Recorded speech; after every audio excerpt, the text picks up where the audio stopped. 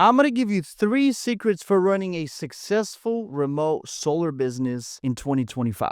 Hey guys, welcome back to another video on the best solar channel on the planet. My name is Ivan Pashoff, and for the past 5 years, I've dedicated my life and soul into solar. If you haven't yet subscribed to the channel, make sure you do, because this channel is all about solar and sales and marketing and everything in between. And without further ado, I'm going to give you the first secret, which is picking a channel. You got to pick a channel for lead generation. If you're doing anything remotely, you're going to have a way to generate your leads, whether that is just for yourself, whether that is for your team that you're going to build or you already have, but you need to have a consistent flow of leads. If you don't, your guys are going to end up leaving you if you have some, or if you're looking at hiring people. So you need to have a channel that is consistent. Now, one thing a lot of people like to do is, as they're starting out, they like to pick a bunch of different things all at once. And they're like, okay, I'm going to pick Facebook ads, and then I'm going to pick this company and that company, and then I'm going to do appointments, and then I'm going to do live transfers. And I'm like, dude, I mean, each and every single one of these channels for lead generation has worked for somebody in the past. And the question you should be asking yourself is not whether or not this channel works, but how would I make it work? Because each and every single channel for generating leads, it will require a different setup, or as I like to say, a different back-end process. So for example, if you decided to start with Facebook ads, you need to understand how to make this channel a successful form of generating leads for yourself and your team. Because if you don't, your guys are just going to waste a bunch of leads. And that's what happens in a lot of companies. So obviously I'm making this video because I don't want you to be one of them. If you picked a certain channel that you want to start with, and let's say that is Facebook ads, then you need to know that, hey, I need to have a CRM. Okay, what else do I need outside of the CRM? Well, I need to have a dialer. Why? Because once you start to generate leads, all the other leads from the past, they're starting to get old and forgotten. And so you don't want that to happen, because lead that comes through is a potential deal. And so if you just forget about it and it just stays in your CRM and no one's really working the lead because they don't have the capacity to work the lead, because if you just have a CRM and if they don't have an automatic dialer, for example, if you have hundreds or even thousands of leads, how are they going to work through all of these leads effectively? Which is, hey, we're going to call them a few times a day, and we're going to make sure that we have multiple touch points for months on end, and these leads are never really forgotten. Well, you're not going to have that if you don't have a CRM and a dialer. So you need to have a dialer. Now, I can make a separate videos as far as like which dialer is the best possible solution and so on and so forth, but that's not for this video. For this video, I just want to tell you that whatever channel you pick first to generate leads with, stick with that, because the chances are that if you try to catch multiple rabbits at the same time, you're going to end up catching none. And that's not the point. The point is to pick a channel and make it successful. And if you happen to start with multiple channels at the same time, what that's going to do is your guys are not going to be trained properly on each and every single one of them. And so you're always going to have channels that are lacking. Actually, what you're trying to do, which is to conduct a test and see which one actually makes the most sense to pour money into, you're not even going to have a proper test done in the first place, because they don't know how to handle each and every single step of the process for each and every single one of the channels that you have started with. So you're going to have to pick only one, whether that is live transfers, Facebook ads, YouTube ads, Google PPC, appointments, whatever that is. Just start with that. Cold calling doesn't matter. Just start with that, because I'm telling you, you can make anything work, but you can't make everything work all at the same time. Unless you have already an established system and you have one channel of leads that is like absolutely spitting leads. And not only that, but your sales guys have a back-end process for actually taking care of these leads. Now you say, okay, I want to scale. What is another channel that I can add to my existing system? So now that you have trained all your people on that existing channel, you're like, okay, cool. I'm going to try and start doing some live transfer. Okay, what do we need for live transfer? Well, we need to make sure that we have always people available to take on these live transfers, and we need to have the proper back-end process in order to not waste them. Because live transfers, just like any other form of lead generation, can also be wasted. Number 2, once you have the lead generation out of the way, now you have one less thing to worry about. The next thing is you got to have a combination of slow and fast states. What does that even mean? In some particular occasions, for example, Texas or Oklahoma or Virginia or whatever, those might be really fast states to install in, depending on permitting, depending on getting approvals, and so on and so forth. Now, there's also slow states that the permitting process and everything else in between takes a lot longer than in the fast states. And so why do I say fast and slow states? Because if you just have fast states, then when you're looking to start scaling, and obviously you're doing this over the phone and remotely, so you're looking to scale into other states that could be lucrative for you. And once you run out of opportunities in those fast states, which is almost impossible because there's still a gazillion people that need to go solar, but it's just a lot easier when you scale into multiple states from an ad perspective, a campaign perspective. If you're running Facebook ads or any other type of advertising, it's a lot easier to scale in multiple states than it is to scale in only one for various of other reasons. I mean, your cost per lead is going to be cheaper, this and that. Things definitely add up. But a lot of the slow states are really good. Why? Because a lot of the states in the Northeast, for example, Pennsylvania, Connecticut, New York, Rhode Island, those are really, really good states. But what happens is that the install times are notoriously very slow. And when I say very slow, I mean, 16 to 90 days, sometimes even longer. And the thing is, the opportunity over there is absolutely huge because people are paying a lot of money for electricity, unlike a lot of the states that are fast installed states. And maybe in the slow states, you're going to be able to make a little bit more money because people are already paying so much for electricity. But when you have a combination of the fast and the slow states, you actually have a really beautiful combination of, okay, we're going to be getting deals. We're going to have deals roll in all the time. Fast, slow, doesn't matter. I'm going to get my guys paid on the fast states. If we close a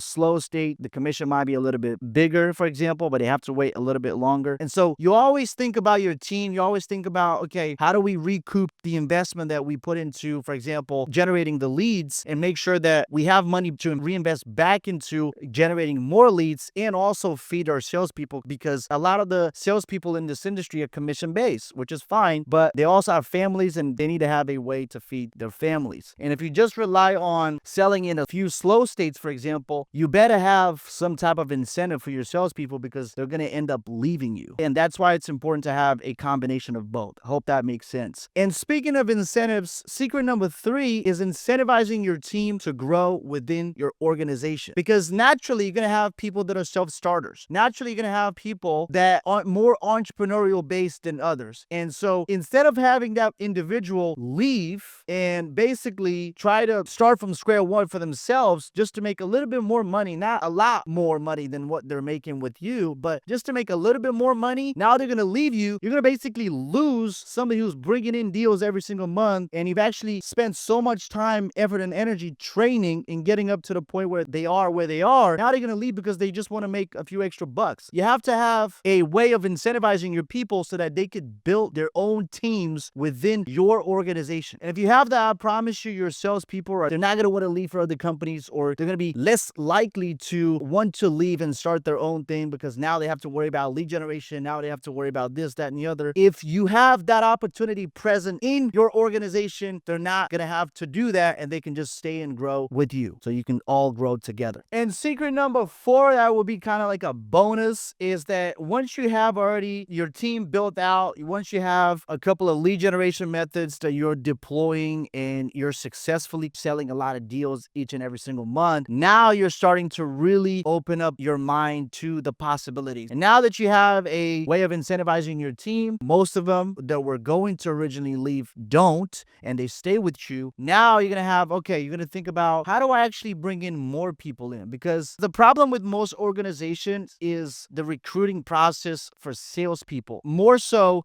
salespeople that are only commission based. You're going to have to always have a funnel, whether you're running ads, whether you deploy some other type of method like posting on Indeed or ZipRecruiter or any of those sites, making sure that you always have a funnel. I call it the lead generation funnel for salespeople, the same way you have lead generation funnel for solar customers. You can have a thing happening over here for your salespeople, where now if you have a couple or a few superstar closers, you can actually ask them, hey, do you have any buddies that are looking for a job? Do you have any people that are actually interested in making more money than they currently are? And usually what happens is a lot of these people, 9 times out of 10, they would have somebody just like them or even better who can join your organization, and it's simply a matter of an introduction. So I highly advise you at that point to incentivize your superstar are salespeople to bring in others just like them. Now, if you enjoyed this video, smash the like button. Post a comment down below if you want me to make content related to something else. I would love to read your comments and find out what you're struggling with or what you need help with. And if you haven't subscribed yet to the channel, obviously make sure you do. Now, if you're interested in learning more about our passive income model, how you can make passive income with solar without even doing any of the work yourself, we do all the heavy lifting and work for you. You just collect checks each and every single month. If you want to know how that works, check out the first link in the description down below. And I look forward to seeing you again in the next one.